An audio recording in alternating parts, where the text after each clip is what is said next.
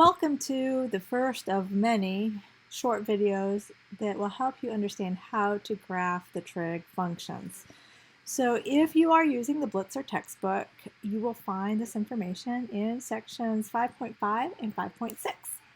We're going to start by talking about the graph of y is equal to the sine of t.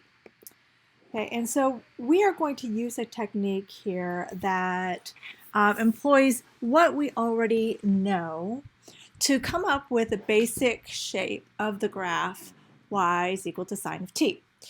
So we're going to start by using the unit circle.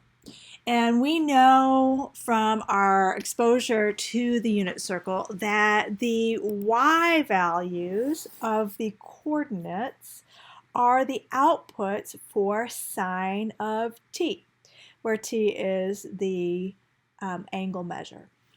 So let's fill in this table, and that will allow us to plot some points on a coordinate plane. Okay, so if I look at 0 radians, the y value is 0. If I look at pi over 4 radians, the y value is rad 2 over 2. If I look at pi over 2 radians, y value is 1. 3 pi over 4, the y value is rad 2 over 2.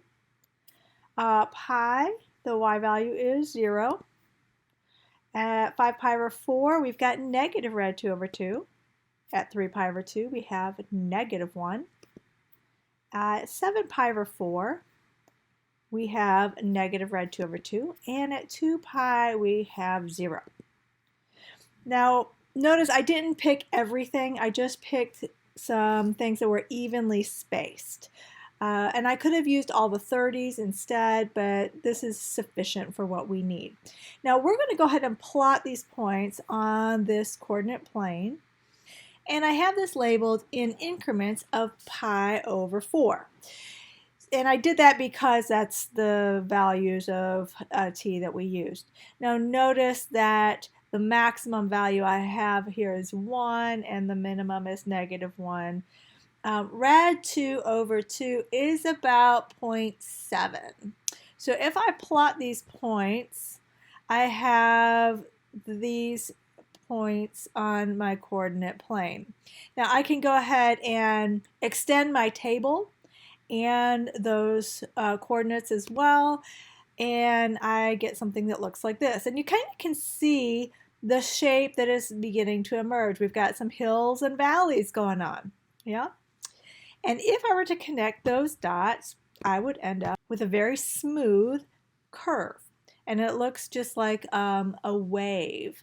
And often we call functions that are sinusoidal, we describe them as having wave-like characteristics. Okay, and so now we need to talk a little bit about the aspects of a sinusoidal graph. And we call a sine graph and a cosine graph sinusoidal functions because they can be written as each other. So if I look at this, I notice that this graph could go on and on and on and on. I could extend that table. Those t's could go infinitely to the left and to the right. So my domain of this function is going to be negative infinity to positive infinity, right? Left to right, going all the way to the left and all the way to the right. Now my range, though, is fairly limited because it's never dipping down lower than negative 1, and it's never extending higher than positive 1. And so my range is going from negative 1 to positive 1. Now, as I am looking at a sinusoidal graph, we describe that graph as having an amplitude. And the amplitude is the distance from the midline to a peak. Or you can call it from the valley to the midline. So we can kind of think about it in this way. And in this case, our amplitude is going to be 1 unit. Our amplitude is always positive.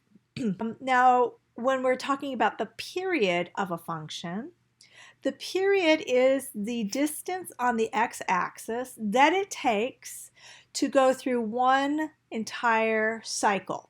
So you could say from maximum to maximum or minimum to minimum. In this case, the easiest thing to do is from midpoint through a hill and through a valley to the last midline, okay? And so that is going to look like this. So we can say that the period of the function here is 2 pi units. Now notice that for a full period, we have one full hill and one full valley. And the hill is kind of broken up again into halves where we're going up the hill and down the hill. And the valley is we're going down into the valley and up out of the valley. So we can really kind of think about the key points of a sinusoidal function as being quarter points, or 1/4 of the way through the period, or the period over 4, which is in this case 2 pi over 4.